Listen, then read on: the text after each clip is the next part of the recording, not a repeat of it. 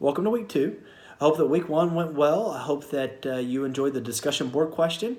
I know that I enjoyed getting to read about you, getting to hear your heart, what it is that you're anticipating for this class, and the people and the families and the churches that you're wanting to go back and continue and to empower and create health within those dynamics. And so it was really fun for me to get to see. Another thing it was fun for me to get to see within the discussion board is the last time I looked that there was something over like 100 some odd posts. And so I love, as a professor, getting to see community breakout.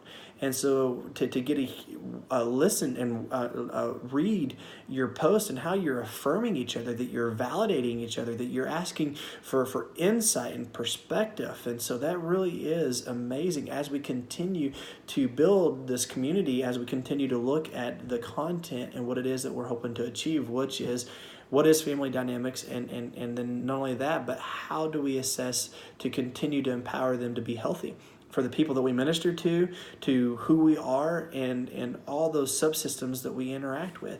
And so week 2, you've got reading, you've got a couple chapters in the family, you've got your first 2 chapters in the book Saving Your Marriage Before It Starts. Your discussion board actually will come out of that, at least one. The other one will be a case study, and I'm excited to get to read those posts as well.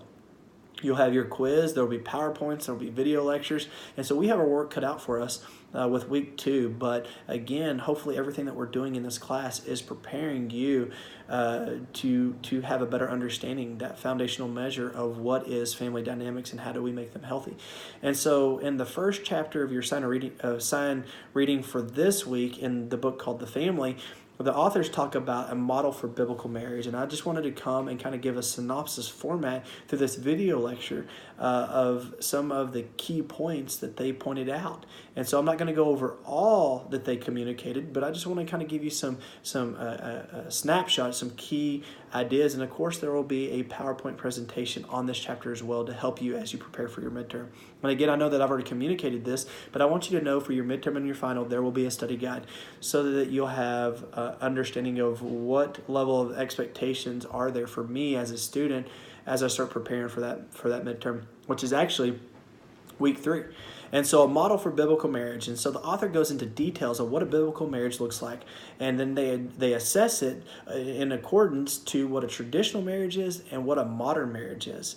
And so you can see this assessment on figure 4 in chapter 5. And so not only do they give that assessment through that figure, but they talk about certain subcategories such as authority, such as commitment, adaptability, communication, and the heart of a Christian marriage. And of course, there's a few others, but I'm not going to unpack those. I want you to be able to go back and read those and be able to take notes over those so that those will benefit you for your midterm.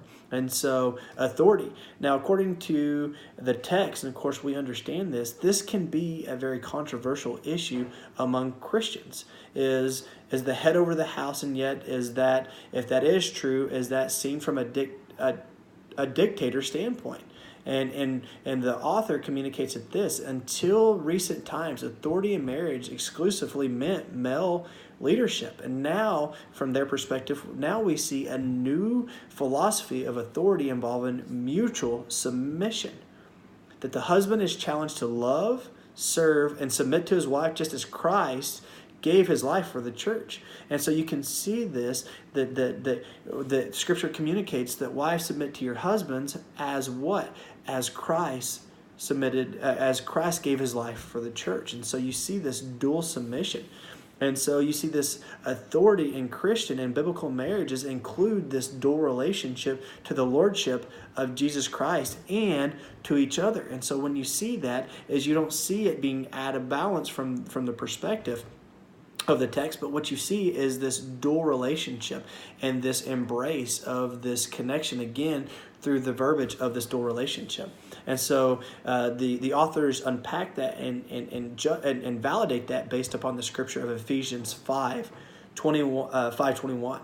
And so commitment was another subcategory, and they communicate it like this, that marriages are strong when both partners are committed to the institution, to the relationship, and to each other. And so you see the subcategories even in that statement, that it's not just one or two, but it's all three, that they are committed to not only to the institution, not only to the relationship, but also to each other, and all three play a part in that. The biblical response emphasizes person-centered, affectionate sex in marriage. Scripture advocates mutual pleasure and mutual benefits. This involves a mutual decision to give and to receive love, which speaks to 1 Corinthians 7:3-4. And I know in the text it talks about that from the dynamic of physical intimacy, but you see that even in the aspect of emotional intimacy, right? That this aspect of mutual decisions to give and to receive love, yeah, it was spoke about in the confounds of physical intimacy, but that's also